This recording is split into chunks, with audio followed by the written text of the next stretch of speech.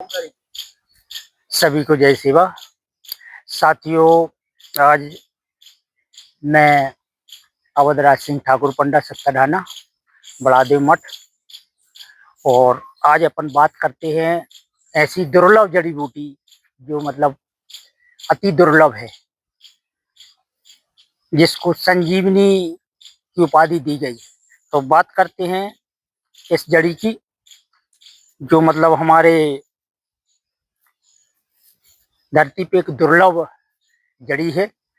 इसके अनेकों नाम है, जैसे हमारे क्षेत्र में इसको किरकचिया भी बोलते हैं, लड़ैन भी बोलते हैं, और इसको अग्निशिखा भी बोलते हैं। तो अग्निशिखा इसलिए बोलते हैं कि इसकी जो फूल है वो आगे की तरह ऊपर जल रहा होता है, इसलिए इसका नाम अग्निशिखा भी पड़ा है।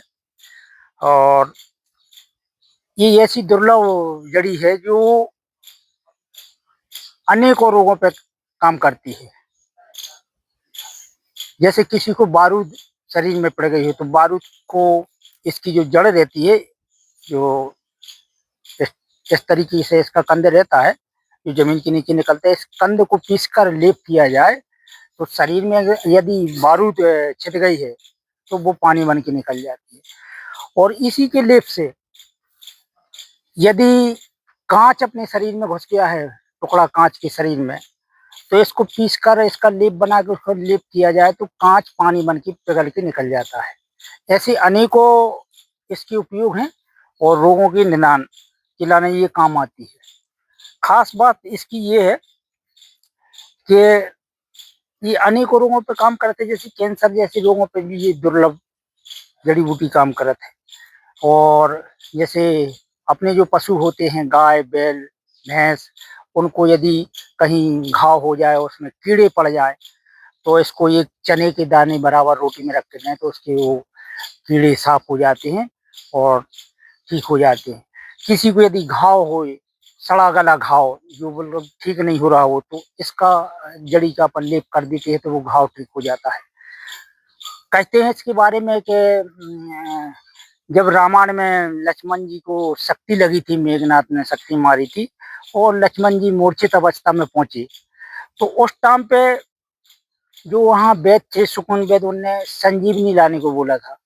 तो संजीवनी में सिर्फ संजीवनी कोई एक जड़ी नहीं थी, उसमें 3 जड़ियां थी, उसमें एक ये अग्निशिखा थी। इसको इसलिए संजीवनी कहते हैं। अग्निशिखा जो है उसको संजीवनी इसलिए बोलते हैं क्योंकि जो लक्ष्मण जी को जो 3 जड़ी बूटियों का मिश्रण दिया था, उसमें एक ये भी थी। तो ये विशेष है। और इसकी एक विशेषता और है कि ये 10 महीनों के लिए लुप्त हो जाती है धरती से। ये मात्र 2 महीने दिखेगी। 2 महीने बाद कब दिखती है? जब ये इसमें बेल चल जाती है और बेल के बाद में जब ये फूल आ जाते हैं लाल पीले, तब इसको अपन देख पाते हैं कि ये अग्निशिखा है। बाकी ये 8-10 महीने जमीन में लुप्त रहती है। तो ये बहुत दुर्लभ है और अनेकों रोगों पे काम करते हैं।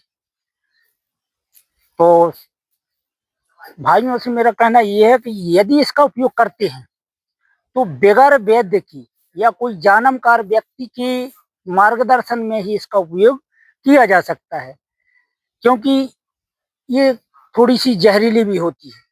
इसलिए इसका बगैर शोधन करे और बगैर कोई वैद्य की सलाह बगैर इसको उपयोग में नहीं लाया जा सकता। तो साथियों, आज की वीडियो में इतना ही।